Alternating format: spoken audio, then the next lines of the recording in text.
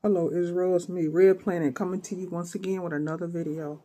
We can listen to them talk about Project Bluebeam. Let's get into the video, Israel.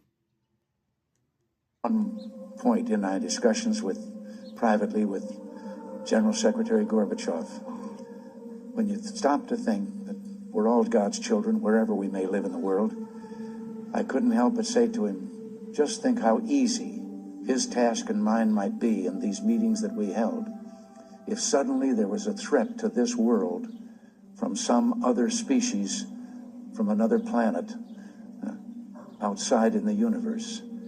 We'd forget all the little local differences that we have between our countries, and we would find out once and for all.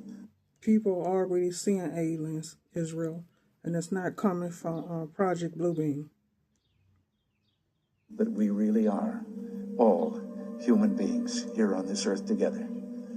Well, I don't suppose we can wait for some alien race to come down and threaten us, but I think that between us we can bring about that realization. Perhaps we need some outside universal threat to make us recognize this common bound. I occasionally think how quickly our differences worldwide would vanish if we were facing an alien threat from outside this world. But I've often wondered, what if all of us in the world discovered that we were threatened by a power from outer space, from another planet? Wouldn't we all of a sudden find that we didn't have any differences between us at all? We were all human beings, citizens of the world, and wouldn't we come together to fight that particular threat?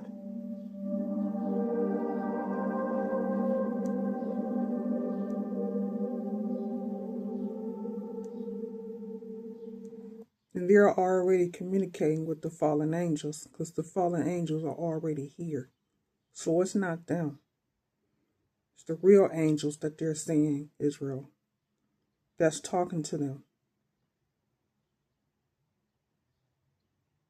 Because what they're getting from the fallen angels, that's what they're doing, Israel.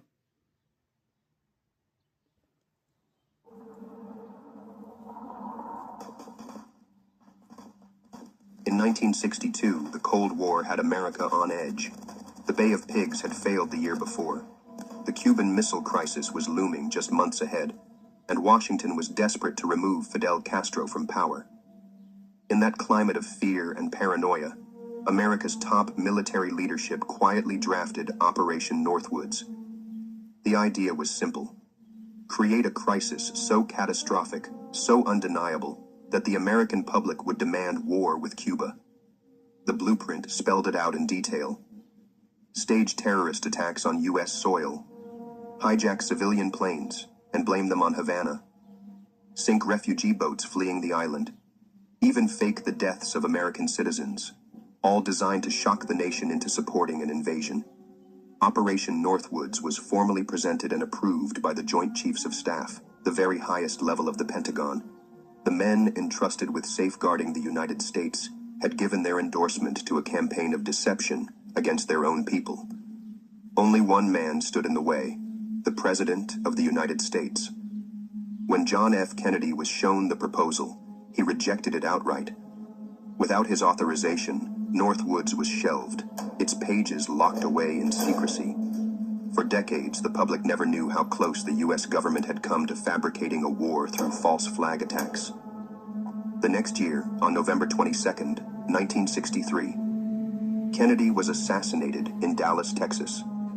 The president who stopped the Pentagon's most audacious false flag plan was suddenly gone. Coincidence or connection? It wasn't until the 1990s, when once classified files were declassified, that Operation Northwoods finally came to light. Operation Northwoods teaches us just one thing: the system of power is always willing to manufacture consent through fear and sacrifice lives in the process.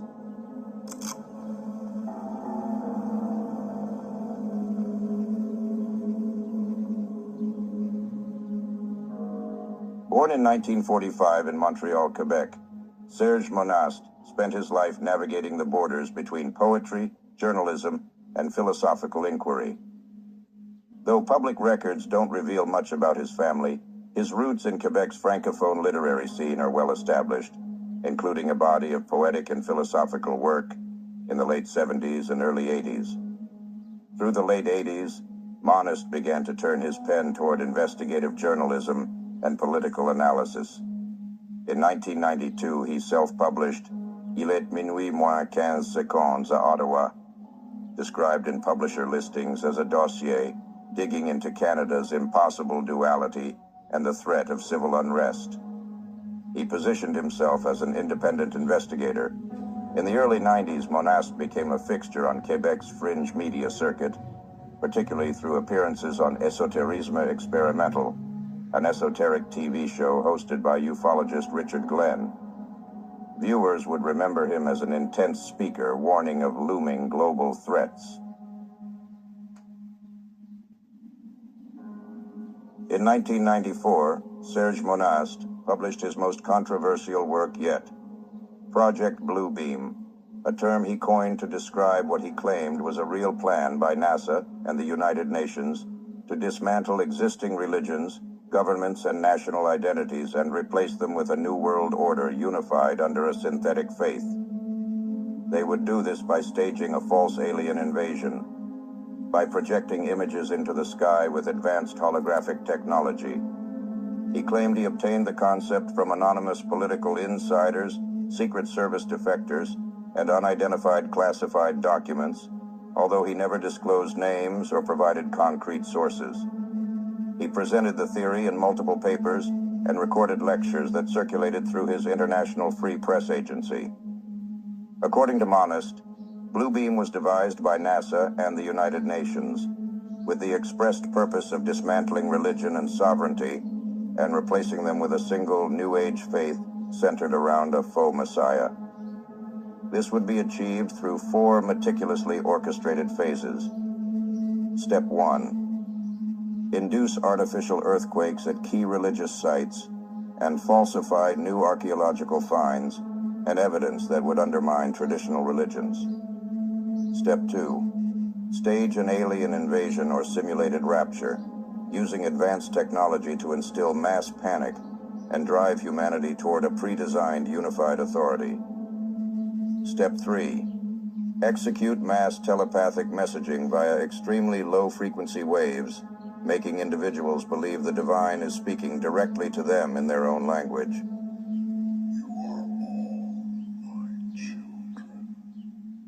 And the final stage, launch a global holographic sky show, images of different religious figures projected in the heavens, Jesus, Buddha, Muhammad, ultimately revealing a singular Antichrist figure. Monast insisted he wasn't speculating. He said he had studied the documents. After publishing the book, he publicly warned about this alleged plan through presentations and essays. And in 1995, he published a companion volume, Les Protocoles de Toronto, outlining a Masonic connection to the conspiracy orchestrating global domination. He told of a secret consortium called Six. We know about the aliens, Israel. We know that they exist. They can't hide it no more, Israel.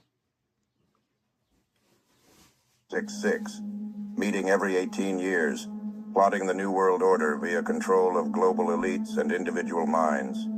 He certainly didn't frame Project Bluebeam as entertainment. To him, it was an urgent reality. In 1994, Monast published Le Gouvernement Mondial de l'Antéchrist, where he suggested a hidden Illuminati cabal was coordinating world events. He pitched that the United Nations and secret societies were weaponizing mind control to dismantle national sovereignty. That same year, he released the United Nations concentration camps program in America, a theory alleging that the U.S. was setting up internment camps as part of a martial law plan orchestrated from above. Also in 1994, he tackled medical fears in vaccins, médecine militaire expérimentale, Cristaux liquide. There, Monast claimed governments were using vaccines combined with liquid crystal technology to subtly manipulate human minds. By September 1996, Serge Monast's situation had taken a distressing turn. That month, his 2 children were removed from his care by Canadian authorities and declared wards of the state, a move Monast publicly attributed to repression for his investigative claims. In early December 1996, Monast was arrested, though precise details like the exact date of arrest or specific charges were never made public. All we know, based on corroborated reports, is that he spent one night in police custody. The arrest's purpose remains vague, possibly tied to his claims of distributing prohibited information. The next day, back at his home in Sherbrooke, Monast died of an apparent heart attack. He was 51 years old. Some of his followers insist to this day that his death was beyond suspicious, possibly connected to his exposure of deep state secrets. He warned of a time when the skies themselves would be weaponized. And in the decades since his passing, the news has been filled with developments that make his claims harder to dismiss. Governments are speaking more openly about UFOs, or in the rebranded language, UAPs. The Pentagon has released declassified footage of strange craft outmaneuvering American fighter jets. Congressional hearings now treat the subject as serious national security business. What was once dismissed as fringe conspiracy has moved into the mainstream. If Project Bluebeam was truly a plan to stage a false alien arrival through satellites, holograms, and psychological manipulation, then the groundwork may already be in place. The unexplained lights in the sky, a string of interstellar anomalies, official admissions that we don't know what these are. All of it subtly training us to accept the possibility of a cosmic encounter. Was Serge Monast able to document the early outlines of a plan that is only now taking shape? So the question lingers, are we witnessing random events or the steps of a script written decades ago? At the end of all this, we arrive at the one truth that cannot be denied. We do not know. We don't know what these objects in our skies really are. We don't know why interstellar visitors suddenly appear with such frequency.